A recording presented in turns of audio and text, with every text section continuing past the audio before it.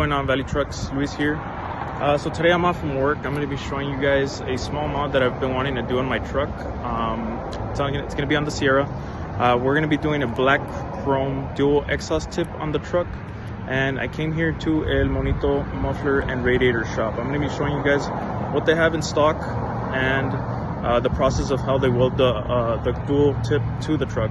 So let's go ahead and get started, guys.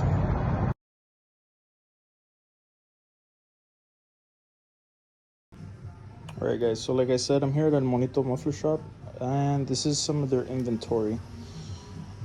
Let me go ahead and show you guys what else they have here. So they got dual tips and black, chrome, got the burnt tips. These look really nice. The one we're going to be installing today is this one right here. So it's a glossy black. I'll be showing you guys a picture in the video. Yeah, this is the one I got. It's gonna look really nice on the Sierra. So yeah guys, any muffler needs or exhaust installs, anything like that, I'll be tagging the location down below in the video.